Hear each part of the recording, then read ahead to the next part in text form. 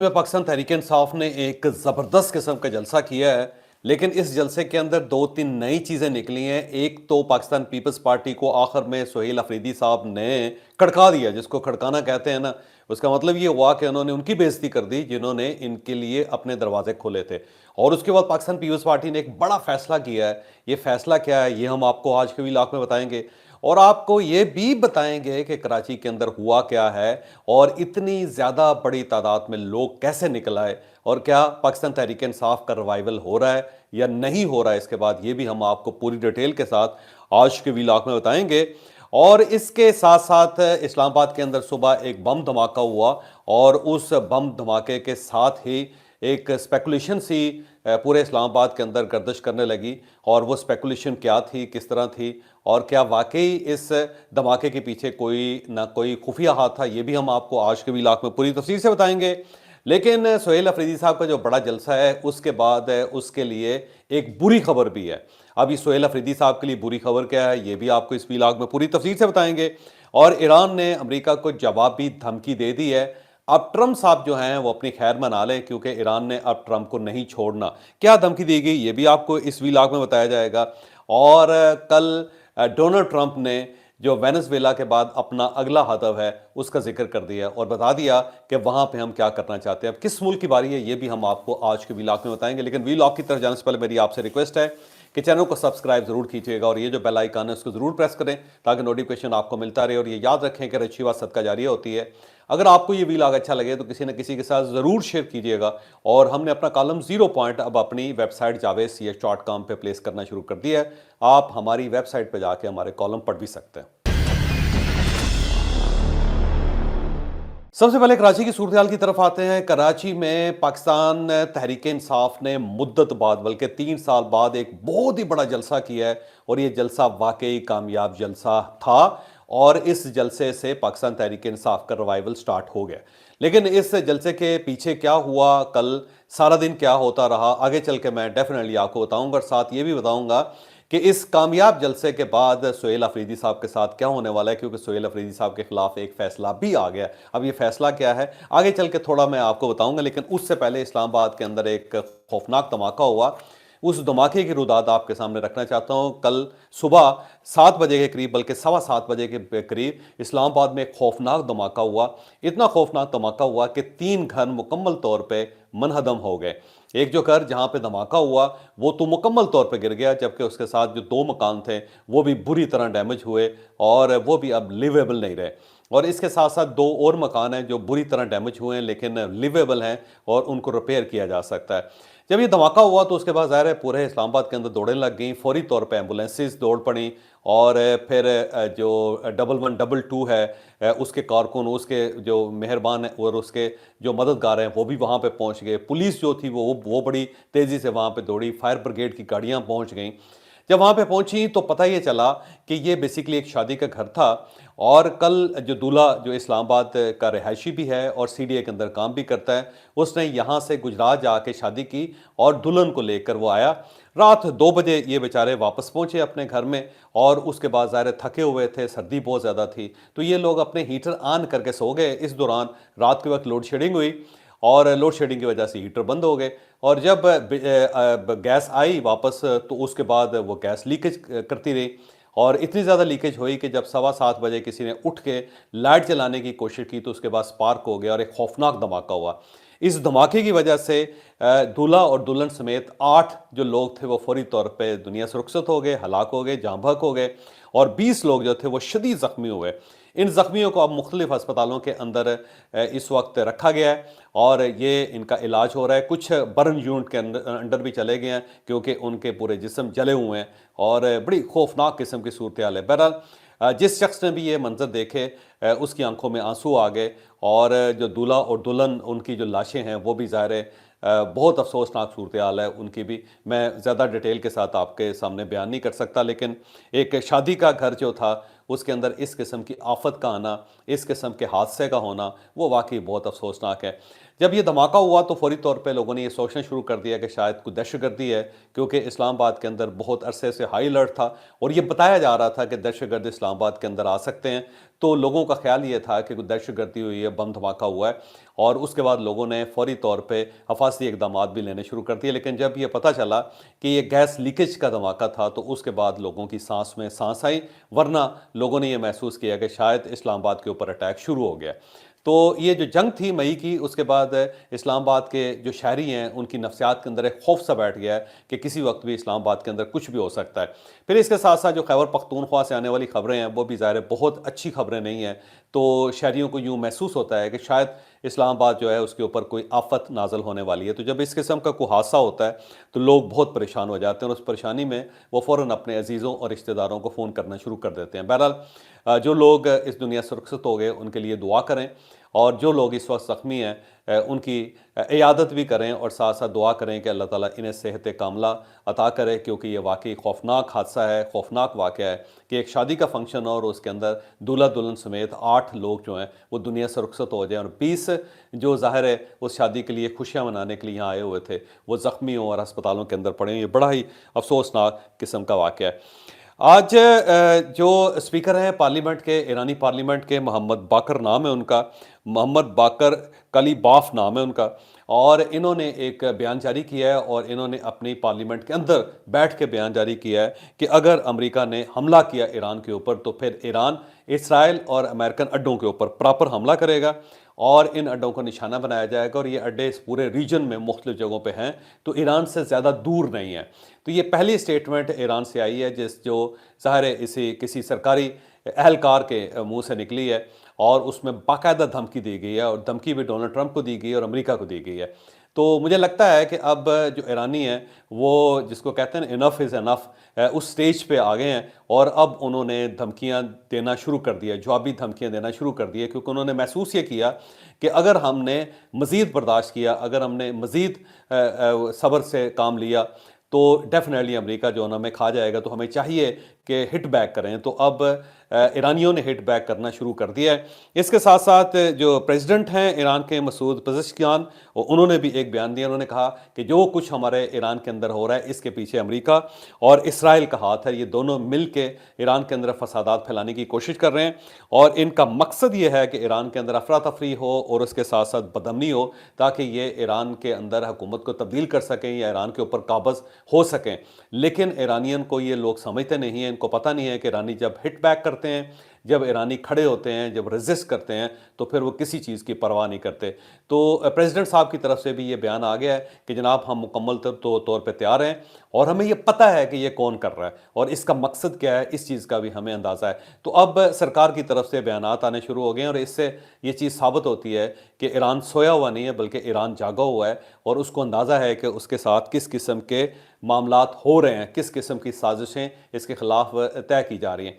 इसके साथ साथ इंसानी हकूक़ की कमेटी जो है नॉर्वे के अंदर, उसने एक अदाद-ओ-शुमार जारी किए हैं। उसके मुताबिक 192 लोग अब तक ईरान के अंदर मारे जा चुके हैं, जो बहुत बड़ी तादाद है, और अगर हालात कंट्रोल नहीं होते तो फिर हलाकतों की तादाद जो है उसके अंदर इजाफा भी हो सकता है। लेकिन इसके साथ ही पासदारान इंकलाब ने एक खातून को भी गिरफ्तार किया है, और ये खातून जो है ये आम सिविलियन कपड़ों के अंदर आम सी खवातीन बन के एक पिस्टल इसने रखा हुआ था अपने सामान के अंदर, अपने पास, अपनी जेब में, अपने बैग के अंदर, और ये अंदर से ही सिक्योरिटी फोर्सेस को निशाना बना के उनके ऊपर गोली चला देती थी, और इसको बड़े तरीके से आइडेंटिफाई करके इसको गिरफ्तार किया गया। जब गिरफ्तार किया गया तो इससे पिस्टल भी बरामद हुआ है जो गैर मुल्की है, और जब उससे इन्वेस्टिगेट किया गया तो उसने तस्लीम कर लिया कि उसका ताल्लुक जो है एक बाहर की एजेंसी से है। अब ईरानियंस का ये कहना है कि ये CIA के एजेंट है, और ये ईरान के अंदर है, और जहाँ पे भी प्रोटेस्ट होता थी उसके अंदर शरीक हो जाती थी, उसमें शामिल हो जाती थी, और किसी भी जो सिक्योरिटी फोर्सेस का कुछ जवान इसके सामने आता था तो उसको आइडेंटिफाई करके ये उसको रिवाल्वर से गोली मार देती थी। और ये रिवाल्वर जो था इसके ऊपर साइलेंसर लगा हुआ था, इसकी आवाज़ नहीं आती थी, और वो सिक्योरिटी जो फोर्स का बंदा होता था वो ज़मीन के ऊपर गिर के हलाक हो जाता था, और उसके बाद वहाँ पे अफरा तफरी मच जाती थी। तो ये चीज़ भी साबित हो करती है कि ईरान के अंदर जो कुछ हो रहा है उसके पीछे बहुत कुछ है, उसके पीछे बहुत कुछ और फोर्सेस हैं और वो चाहती हैं कि ईरान के अंदर इस टाइप के वाक़यात हों कि यहाँ से गवर्नमेंट जो है वो तब्दील हो सके। तो ये एक सूरत हाल ईरान के अंदर नई डेवलप हुई और साथ ही साथ इसी से रिलेटेड एक दूसरी खबर भी है जो आपके सामने रखनी ज़्यादा ज़रूरी है कि इसराइल ने फौरी तौर पे अपने मुल्क के अंदर हाई अलर्ट कर दिया है और लोगों की आमदोरफ्त के ऊपर भी पाबंदी लग गई है और जो अब फ्लाइट्स आ रही हैं और फ्लाइट्स जा रही हैं उनकी एक्स्ट्रा सर्वेलेंस की जा रही है। तो मुझे लगता है कि इसराइल को अंदाज़ा हो गया है कि हालात ख़राब होते चले जा रहे हैं और इन हालात की ख़राबी की वजह से किसी वक्त भी ईरान से कोई ना कोई ऐसा हमला हो सकता है इसराइल के ऊपर जिसे रोकना ज़ाहिर है इसराइल को पड़ेगा। तो अब इसराइल भी इसके साथ साथ अपने आप को तैयार करता हुआ महसूस हो रहा है। यहाँ पे एक और ख़बर जो है वो वेनेज़ुएला से रिलेटेड ही है।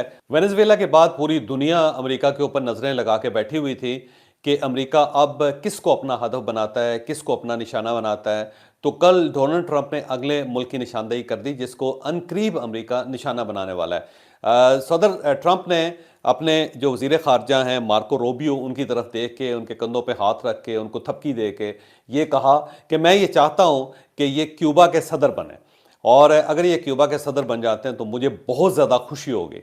तो ये एक छोटा सा जेस्चर है लेकिन ये जेस्चर साबित करता है कि डोनाल्ड ट्रंप क्या सोच रहा है। डोनाल्ड ट्रंप सोच रहा है कि अब वेनेज़ुएला की तरह उसे क्यूबा के ऊपर भी हमला करना चाहिए और मार्को रूबियो को वहाँ का सरबराह बनाना चाहिए। ज़ाहिर है फौरी तौर पे सरबराह तो वो नहीं बन सकेंगे लेकिन जिस तरह वेनेज़ुएला के तमाम अफेयर्स इस वक्त मार्को रूबियो चला रहे हैं और ये आम बात है अमेरिका के अंदर कि ये वाइसराय हैं वेनेज़ुएला के, बिल्कुल इसी तरह जब वो डोनाल्ड ट्रंप मार्को रूबियो को दोबारा नॉमिनेट कर रहे हैं और ये कह रहे हैं कि मेरी ख्वाहिश है कि ये क्यूबा के सदर बने, तो इसका मतलब ये हुआ कि वो क्यूबा को भी फतह करना चाहते हैं और उनकी पूरी ख्वाहिश है कि जिस तरह वेनेज़ुएला के अफेयर इस वक्त मार्को रूबियो के हाथ में है, बिल्कुल इसी तरह क्यूबा के तमाम मामला जो हैं वो मार्को रूबियो ही हैंडल करें, वही इसको देखें, वही इनके लिए फंड रेजिंग करें, वही इनके लिए बिजनेस पार्टनर का किरदार अदा करें और वही इनकी गवर्नमेंट बनाएं और वही इनकी कैबिनेट को चलाएं। तो मुझे लगता है कि ये जो इशारा है इसका मतलब यही है कि वेनेज़ुएला के बाद अब क्यूबा जो है वो अमेरिका का अगला टारगेट है।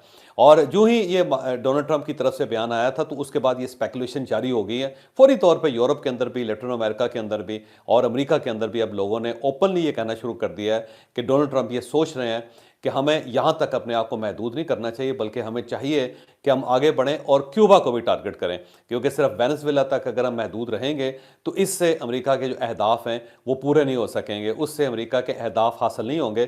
तो हमें अब क्यूबा के ऊपर भी शबखून मारना चाहिए। तो ये बात बड़ी हद तक दुरुस्त भी लगती है क्योंकि ट्रंप जो सोचते हैं वो उनके मुंह से निकल जाता है। वो इस मामले में बहुत ही केयरलेस आदमी आप कह सकते हैं। एक ऐसा प्रेसिडेंट है कि जिसे अपने ख्यालात के ऊपर मुकम्मल काबू नहीं होता, या वो जो सोच रहे होते हैं या वो जो प्लान कर रहे होते हैं उसको वो ज़्यादा अरसा छुपा नहीं सकते, दुनिया को सब पता चल जाता है। जैसे कि वेनेज़ुएला के बारे में लोगों ने पहले से प्रेडिक्शन करनी शुरू कर दी थी कि वेनेज़ुएला की तरफ ये बढ़ रहा है और इसने इसके ऊपर किसी वक्त भी अटैक कर देना है। बिल्कुल इसी तरह जब ईरान के ऊपर इसराइल का अटैक हुआ था और उसके जवाब में ईरान ने इसराइल के ऊपर अटैक करना शुरू कर दिया था, तो पूरी दुनिया ने कहना शुरू कर दिया था कि अमेरिका ज़्यादा देर तक अपने आप को ईरान से दूर नहीं रख सकेगा और ये डोनाल्ड ट्रंप वो प्रेसिडेंट होगा जो ईरान के ऊपर एक बड़ा हमला करेगा। और वही हुआ। फिर उसके बाद डोनाल्ड ट्रंप ने कहा भी कि मैं जी हमला करूंगा और ईरान को चाहिए कि बाज आ जाए। और फिर उसके बाद बड़े खौफनाक किस्म के बम चलाए गए और फिर न्यूक्लियर इंस्टॉलेशंस जो ईरान की उनको तबाह कर दिया गया अमेरिका की तरफ से, फर्दो और उसके साथ जो दूसरा नत्सर का इलाका है उसका। तो सेम इसी तरह अब दोबारा ज़ाहिर है ये कह रहे हैं कि जी अगर हंगामे नहीं रुकते और गवर्नमेंट ईरान की उनको काबू करने की कोशिश करती है तो फिर हम इंटरवेंशन करेंगे। तो ईरान को भी महसूस हो रहा है कि डोनाल्ड ट्रंप जो है वो आवे ही आवे अमेरिका से ईरान की तरफ। बिल्कुल इसी तरह अब जब क्यूबा का नाम ले लिया इन्होंने तो फिर लोगों ने अंडरस्टैंड कर लिया है कि क्यूबा अब अगला टारगेट है।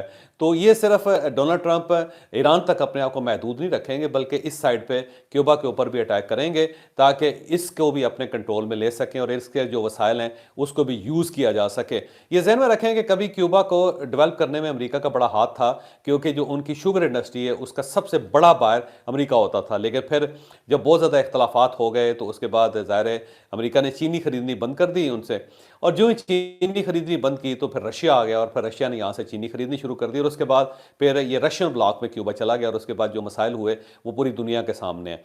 तो अब अगर ट्रंप इस तरफ बढ़ रहे हैं तो मुझे लगता है कि अब क्यूबा की खैर नहीं है, ये क्यूबा के प्रेसिडेंट को भी उठा के यहीं ले आएंगे अपने पास ही। और क्यूबा और फ्लोरिडा जो है ना बिल्कुल साथ साथ हैं, करीब हैं, छोटा सा समंदर है दरमियान में। वहाँ से अगर फ्लोरिडा से जहाज़ उड़ें या मियामी से जहाज़ उड़ें तो उनको क्यूबा पहुँचते हुए ज़्यादा देर नहीं लगेगी। और अगर वो वहाँ पे पहुँच गए तो फिर आप खुद अंदाज़ा लगाएं कि वहाँ पे क्या हो सकता है। गुआंतानामो बे जो है वो ज़ाहिर है एक इलाका है क्यूबा का, लेकिन वो अमेरिकन के पास है और वहाँ पे अमेरिका की फ़ौज ऑलरेडी वहाँ पे मौजूद है और वहाँ पे उसकी तनसीबात भी हैं।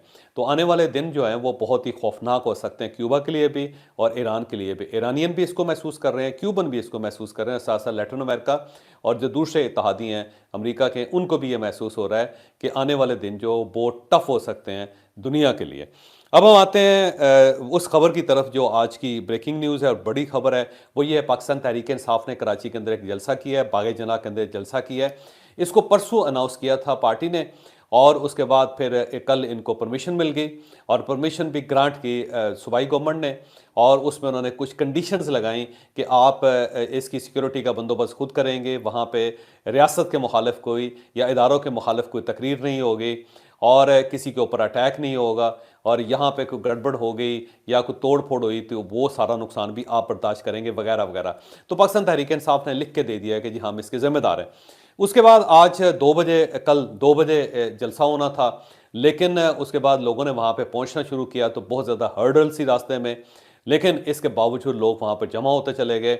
फिर सुहेल अफरीदी साहब की अपनी मसरूफियात थी, वो भी निकले और काफ़िले में वो फंसते चले गए क्योंकि रास्ते में रश बहुत ज़्यादा था।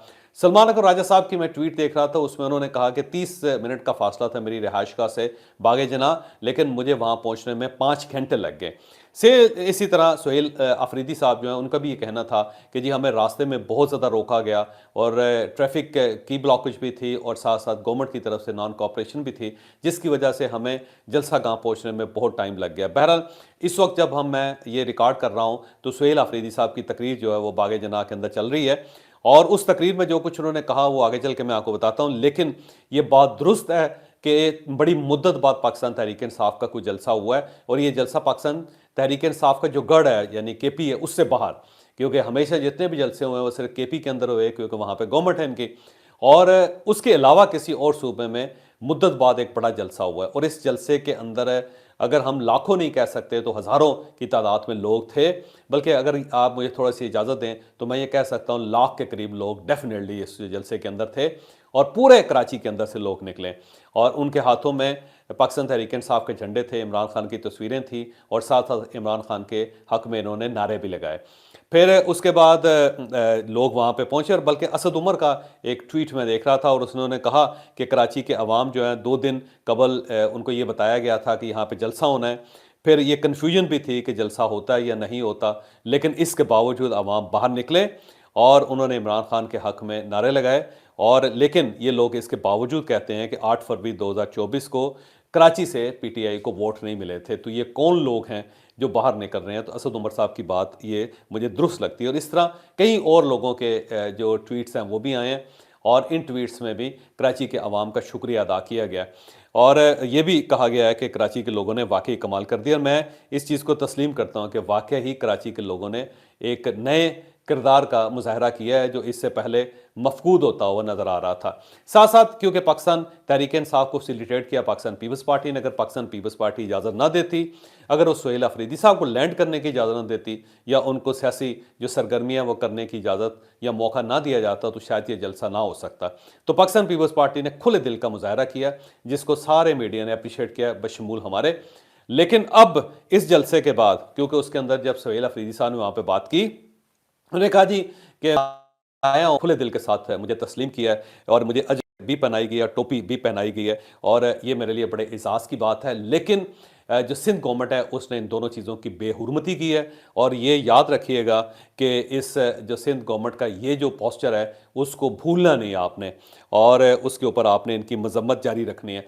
तो पाकिस्तान पीपल्स पार्टी इस बात पे बहुत नाराज़ हुई है कि हम तो आपको फैसिलिटेट करते रहे, हमने तो आपको अपना भाई समझा, हमने तो आपको सियासतदान समझा, हमने तो आपको चीफ मिनिस्टर की हैसियत से तमाम प्रोटोकॉल दिया, आपको सिक्योरिटी दी, लेकिन आपने जलसे में जब देखा कि लोग आ गए हैं तो आपने हमारी मजम्मत कर दी। लिहाजा पाकिस्तान पीपल्स पार्टी ने यह फैसला किया है कि अब अगर सुहेल अफरीदी साहब दोबारा कराची आते हैं तो उनको जलसा करने की इजाज़त नहीं दी जाएगी।